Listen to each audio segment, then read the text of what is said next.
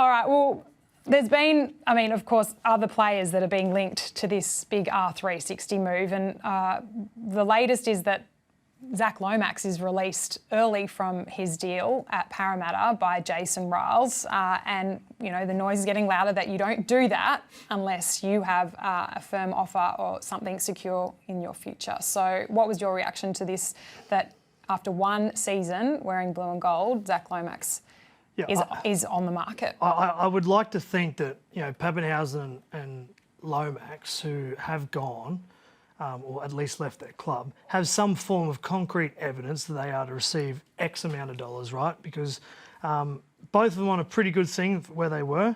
Zack, starting to find his feet, particularly in the Origin arena, and the potential to earn some money over the next period of time.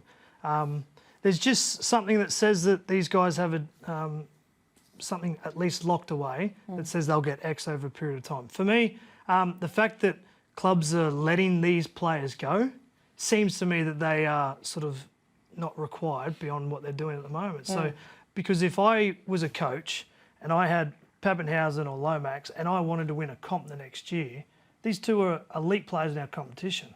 But the fact that they've let them go means that they might be surplus to needs and they have to chase an opportunity to go, because you imagine that those two players would be wanted by their clubs, but the fact they've let them go at the early stages of a contract extension with Zack, it says that, geez, I hope for his sake he's got that money at R360 in the bag. Yeah, I reckon Jason Ryles showed a lot of maturity here. Well, you would still say that he's a rookie coach.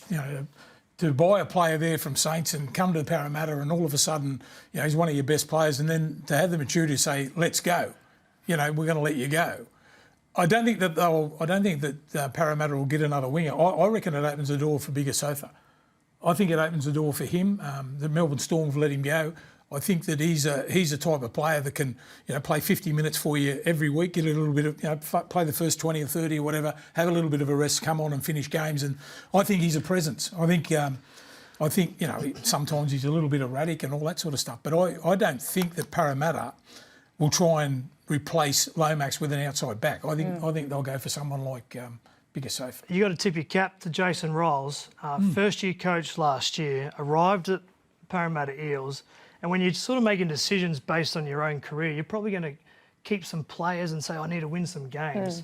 He got rid of Clint Gutherson, RCG. He did. Got smashed by Melbourne in the first round. Didn't win a couple for a while. Brought in some other players that it was his choosing. Started getting some consistency. Mitch Moses came back in the side.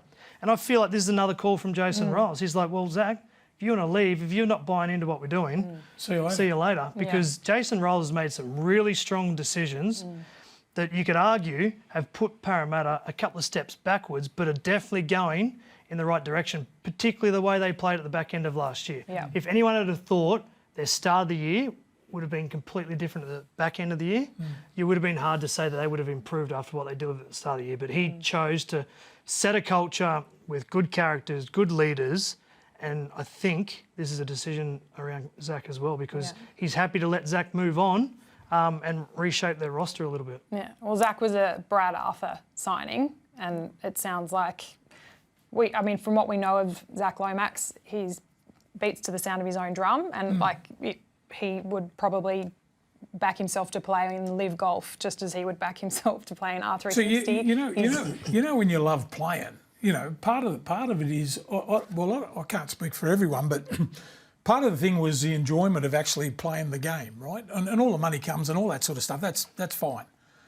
I just wonder sometimes how much these guys actually love the game to actually play. So say Zack Lomax goes now, the competition doesn't start to the end of next year or whatever their competition is going to get up and running. What does he do in the meantime? If you're a footy player, you want to play. Yeah, but that's what I'm saying. I think Zack Lomax will do whatever he chooses. He could.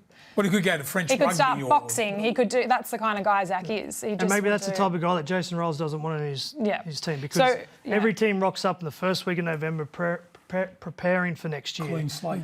There is a trophy up for grabs, and 17 teams want it. The difference between the Broncos and the team that finishes last is how much you want it, how much performance you can give, and what the culture is. They're three key parts to a premiership winning team. So you should be a coach. Well, chance. he knows what success looks like. So you've said it, Jason Ryles, it looks like he knows very much the kind of player he wants. Who do you think he should... If you look at the team they've got, Mitch Moses, very established halfback. They've got some young guys in their spine. What position do you think he could strengthen up in that team? Well, I think, obviously Nelson's one of the names he's going after. Kolomatangi, they're talking about. I think one thing that Parramatta needed to fix, particularly off the back of Arthur in the early stages, they needed some mobile leg speed middle forwards, in my opinion. Junior Barlow did a really good year to drop some weight, get fit, and played really well for Samoa. Dylan Walker was a point of difference for the middle forward when he came across from the Warriors. Yeah. Look, Nelson's a big body. He's an intimidating person in our game. But I feel like there just needs to be a good balance in their forward pack. I like Mitchell Moses. You build a team around him. You're probably going to find some athletic outside backs that can fill Zack's spot. But I think they just need some physicality, leg speed, just to complement what they've already got there through the middle of the field. They probably lacked a bit of size. When you think about it, like, if you're going through in the semi-finals and you're playing 27, 28 games, whatever it is, 30 games, you get worn out if you haven't got size. Yeah. So I think a big Asofa would be perfect for them. Great. I think he's the type of bloke that people will follow. I think he's aggressive. I think they probably have to curb a little bit the way he plays, but I think he's the type of bloke that would really be a good fit for Parramatta. Well, they did pick up one Melbourneite, Jonah Pezet. He's heading to Parramatta for an interesting deal. It's just season. the one year. What do you think, Block? Yeah, what do you think of that? It depends on what you were talking about then. Trying to build a team. I don't really see it's a bit of a quick fix for them for a year. Obviously just coming in there and fitting in and then going to the Broncos. What happens if he comes out and he has a monster season and he loves playing with Mitch Moses and all that sort of stuff, but then he goes to the Broncos. I think it's a bit of just a fit for just 1 year. I don't really get it. If you have a look, it's to ensure that he gets first grade time, right? The other thing too is the other thing you're looking at too is depending on what Jason Ryles' vision is to see down the track of what his team's going to look like. I think the most important thing for a footy side is to look what your team's going to look like in 3 years' time.